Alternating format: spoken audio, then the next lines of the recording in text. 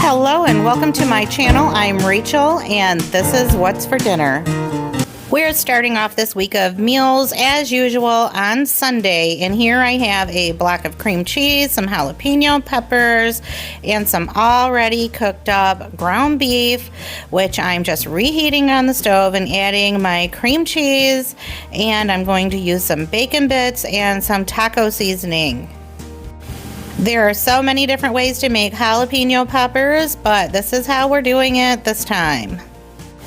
I feel like I am always cooking bacon around here, and so I didn't feel like making bacon on this day, so I'm just using the store-bought stuff, and I'm shredding up some block cheese in my food processor.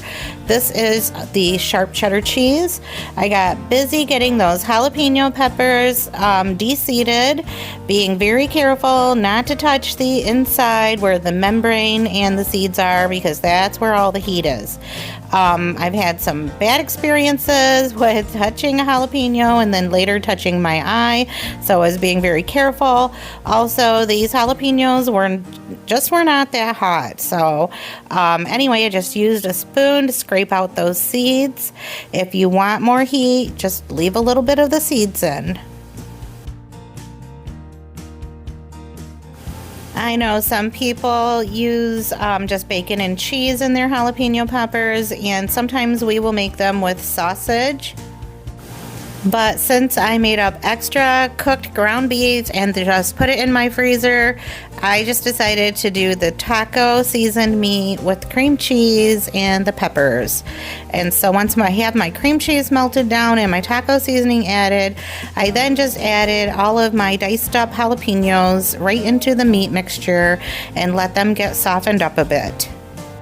And I'm just serving up a regular old tossed salad on the side. I'm just throwing in my chopped lettuce, some chopped onions, and just basically whatever I had on hand. On this day, I had some chopped up tomatoes, which I just set on the side so that people can pick around them. We have some people that do not like tomatoes in the house.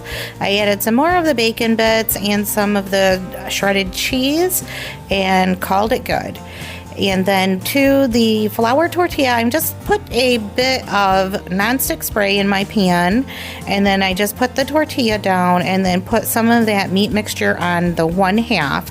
Now, because this meat has all of that cream cheese in it and the shredded cheese, it just acts like a glue and makes this quesadilla super easy to make.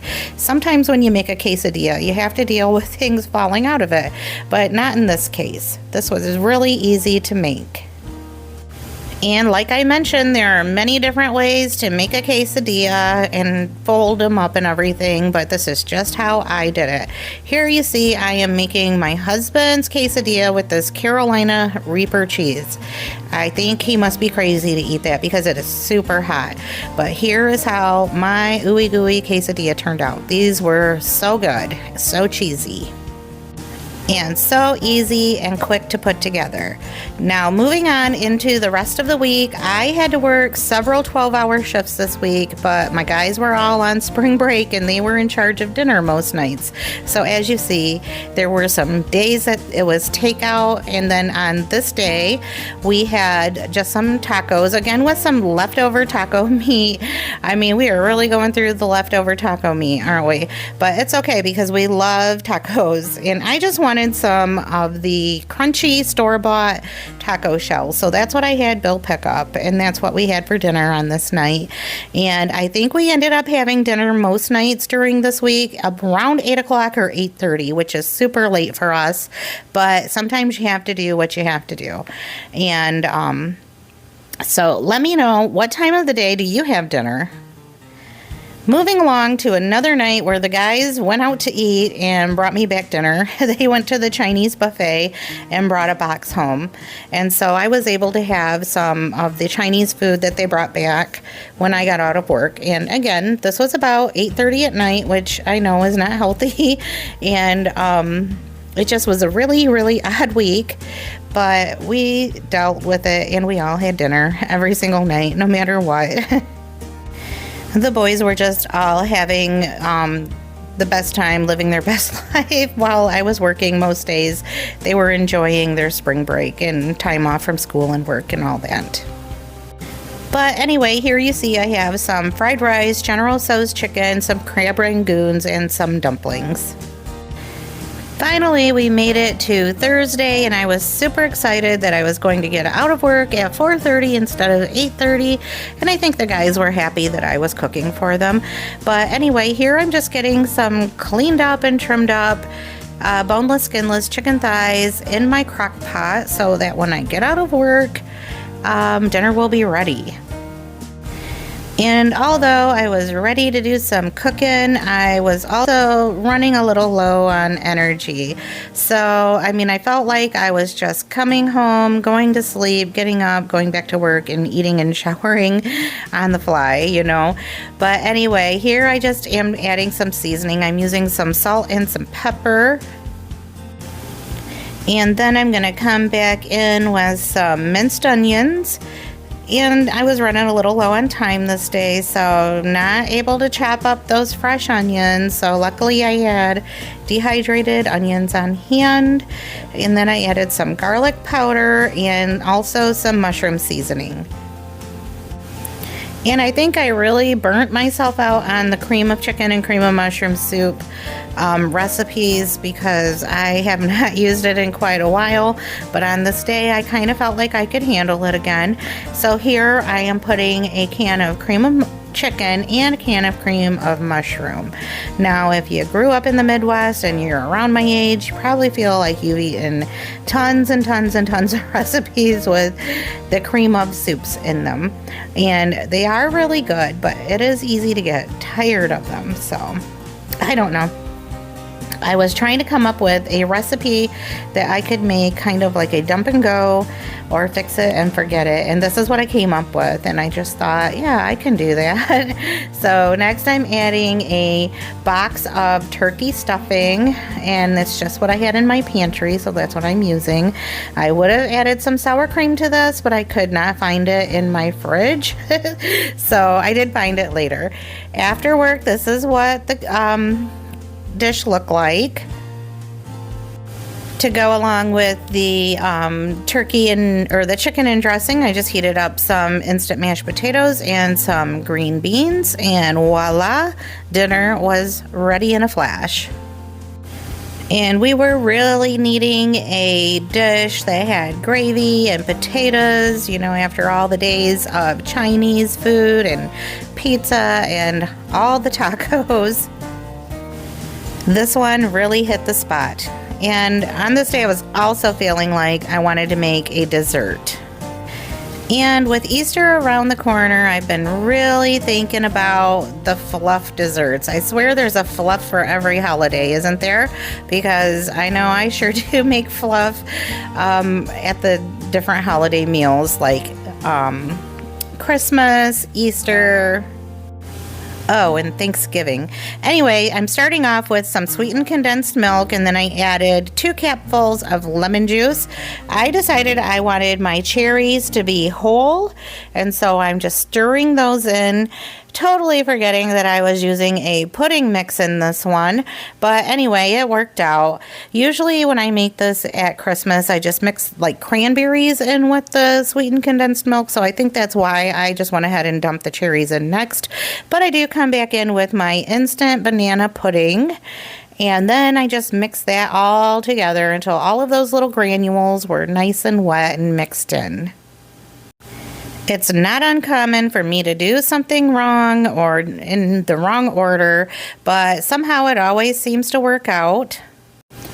My opinion on these fluff fruit salads is do what sounds good to you. So that's what I'm doing. I'm just throwing in what I thought sounded good. And so I'm using 2 cans of drained mandarin oranges and a can of drained pineapple chunks. So normally I would use crushed pineapple, but I wanted this fruit fluff to be really chunky. So that's why I'm using the whole cherries and these big chunks of mandarin oranges and pineapple. It reminds me of like fruit cocktail, like if you amped it up, you know. And I guess you could use fruit cocktail out of a can if you wanted to, but I don't know. This just sounded really good to me.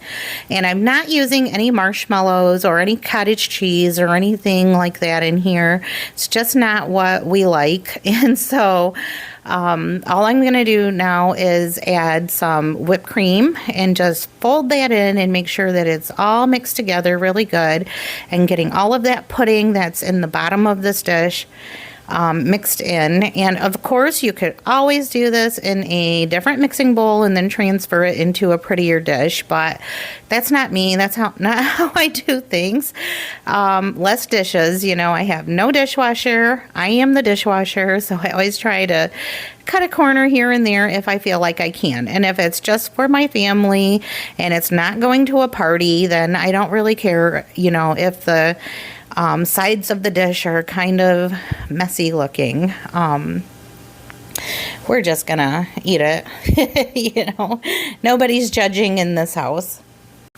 But since I'm not using any marshmallows in this fruit salad, I felt like I needed to really bulk it up in some other way. So I'm adding some sweetened flaked coconut. Of course, I would change this up accordingly if I was serving this to my grandchildren who are very young. I don't know if they would appreciate the coconut so much and would probably prefer the marshmallows. So, like I said, it would just, you can do whatever you want with these recipes. I even like to add nuts to mine, but I know not anybody else in the house does, so I just have some chopped up pecans and walnuts that I just sprinkle on top of my own. This fluff salad was just the perfect dish for spring. My husband even said out of all the fluffs I make, this was his favorite. The next day, we were all just craving breakfast. I think we have breakfast for dinner about once a week. We just love it so much. Anytime anyone ever asks me what my favorite food is, I always say breakfast. And I mean, like, all of it. But on this day, we were keeping it pretty simple, like usual. This was just a really chaotic and kind of hard week for all of us, even though Bill and the boys were off on spring break and had all the time in the world. It seemed like their whole routine was thrown off. You know, staying up late, doing more, being more active, sleeping in, you know, it's a rough life. Here I'm just frying up some eggs. We wanted our eggs over easy. We just made some bacon and we're having some waffles. Frozen waffles, nothing fancy. I like keeping the frozen waffles on hand just to have something portable or handheld. I usually like to eat savory waffles, not sweet, although some were having theirs with syrup. I was planning on having mine in more of a sandwich mode. A lot of the times I will make a waffle and then just put butter and cream cheese and a slice of deli ham on it, but since we had made some bacon on this day, I was putting the butter, the cream cheese, and the bacon on mine. And I did also put the egg on top of mine too, but I didn't show that on this video just because it was pretty messy.